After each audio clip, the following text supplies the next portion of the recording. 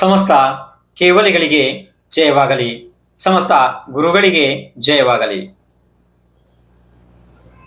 ಈಗ ಈಜುಬಾರದ ಪಂಡಿತನ ಬಗ್ಗೆ ಹೇಳಲಾಗುತ್ತದೆ. ಒಬ್ಬ ದೊಡ್ಡ ಪಂಡಿತ ಇದ್ದ. ಅವನಿಗೆ ಸಂಸ್ಕೃತದ ಬಹಳ ದೊಡ್ಡ ಜ್ಞಾನ ಇತ್ತು ಮತ್ತು ಅವನು ಬಹಳ ಅಹಂಕಾರಿ ಕೂಡ ಇದ್ದ. ಒಂದು ಸಮಯ ಅವನಿಗೆ ಒಂದು ದೊಡ್ಡ ನದಿಯನ್ನು ದಾಟಿ ಹೋಗಬೇಕಾದಂತಹ ಪ್ರಸಂಗ ಬಂದಿತ್ತು. ಅವನು ನದಿಯ ದಡಕ್ಕೆ ಹೋದ. ಅಲ್ಲಿ ಪಾಪ ದೋಣಿ ನಡೆಸುವಂತಹ ಅಂಬಿಗ ಇದ್ದ.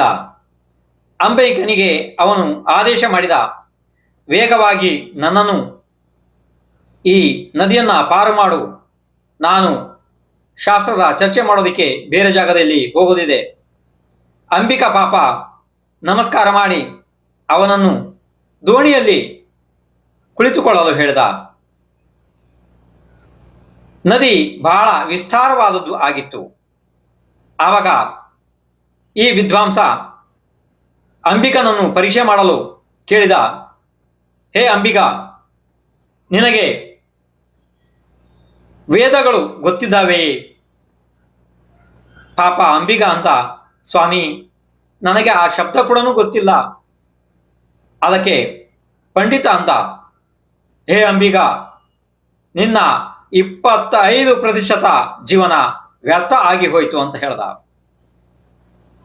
ಸ್ವಲ್ಪ ದೂರ ಹೋದ ನಂತರ ಮತ್ತೆ ಪಂಡಿತ ಕೇಳಿದ, ಹೇ ಅಂಬಿಕಾ, ನಿನಗೆ ಉಪನಿಷತ್ತುಗಳು ಗೊತ್ತೇನೋ ಕೇಳ್ದ.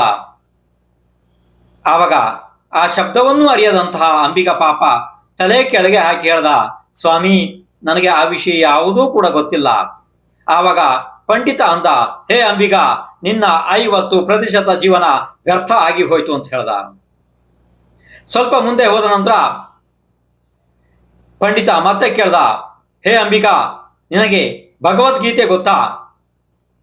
ಅದಕ್ಕೆ ಪಾಪ ಅಂಬಿಗ ಅಂದ, ಸ್ವಾಮಿ ನನಗೆ ಏನೂ ಗೊತ್ತಿಲ್ಲ, ನಾನು ಹೆಬ್ಬೆಟ್ಟನೇ ಇದ್ದೀನಿ, ನನಗೆ ಏನು ಗೊತ್ತಿಲ್ಲ ಸ್ವಾಮಿ ಅಂತ ಅಂದ. ಪಂಡಿತ ಅಂದ, ನಿನ್ನ 75% ಜೀವನ ವ್ಯರ್ಥ ಆಗಿ ಹೋಯ್ತು ಅಂತ ಹೇಳ್ದ. ಆವಾಗ ಆ ನದಿಯಲ್ಲಿ ದೊಡ್ಡ ಚಂಡಮಾರುತ ಪ್ರಾರಂಭ ಆಯಿತು. ಬಿರುಗಾಳಿ ಬೀಸೋದಿಕ್ಕೆ ಪ್ರಾರಂಭ ಆಯಿತು. ದೋಣಿ ಘರ ಘರ ಘರ ಘರ ತಿರುಗೋದಿಕ್ಕೆ ಪ್ರಾರಂಭ ಆಯಿತು. ದೋಣಿಯನ್ನ ಅಂಬಿಗ ಬಹಳ ಸಂಭಾಳಿಸಬೇಕು ಅಂತ ಹೇಳಿ ನೋಡ್ದ, ಆದ್ರೆ ಆಗಿಲ್ಲ. ಕೈ ಮೀರಿ ಹೋಯ್ತು. ದೋಣಿ ಒಳಗಡೆ ಸ್ವಲ್ಪ ನೀರು ಬಂತು, ಇನ್ನು ಮುಳುಗುವಂತ ಪರಿಸ್ಥಿತಿ ಬಂತು. ಆವಾಗ ಪಂಡಿತನ ಕಡೆಗೆ ಮುಖ ಮಾಡಿ ಅಂಬಿಗ ಕೇಳ್ದ, ಸ್ವಾಮಿ ತಮಗೆ ಈಜಲು ಬರುತ್ತದೆಯೇ ಕೇಳ್ದ. ಅದಕ್ಕೆ ವಿದ್ವಾಂಸ ಅಂತ, ನನಗೆ ಬರುವುದಿಲ್ಲ, ನಾನು ಯಾವತ್ತೂ ಈಜೇ ಇಲ್ಲ ಅಂತ ಅಂದ. ಆವಾಗ ಅಂಬಿಗ ಅಂದ, ಸ್ವಾಮಿ ತಮ್ಮ 100% ಜೀವನ ಈಗ ವ್ಯರ್ಥ ಆಯ್ತು ಅಂತ ಹೇಳ್ದ. ಅಂಬಿಗ ಪಾಪ ಆ ನದಿ ದೋಣಿಯನ್ನ ವಿದ್ವಾಂಸನನ್ನ ಬಿಟ್ಟ ತನ್ನ ಪ್ರಾಣ ಉಳಿಸೋದಿಕ್ಕೋಸ್ಕರ ಒದ್ದಾಡಿ ಒದ್ದಾಡಿ ಈಜಾಡಿ ಹಾಗೂ ಹೋಗಿ ಪಾಪ ದಡವನ್ನ ಸೇರಿಕೊಂಡ. ಇದು ನಾವೇ ಇರಲಿ ನೀವೇ ಇರಲಿ ಜ್ಞಾನದ ಅಹಂಕಾರಿಗಳಿಗೆ ಸರಿಯಾದ ಪಾಠ. ಇದನ್ನು ನಾವು ಪದೇ ಪದೇ ಪದೇ ವಿಚಾರ ಮಾಡಬೇಕಾಗ್ತದೆ.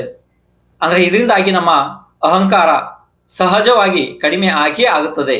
ಅದಕ್ಕೆ ಈ ಉದಾಹರಣೆ ಬಹಳ ಸುಂದರವಾದಂಥ ಮಹತ್ವಪೂರ್ಣವಾದಂತಹ ಈ ಉದಾಹರಣೆ. ಪ್ರತಿ ದಿವಸ ನಾವು ನೀವು ಇದನ್ನ ನೆನ್ಪು ಮಾಡ್ಕೋಬೇಕಿದ್ನೆಲ್ಲ.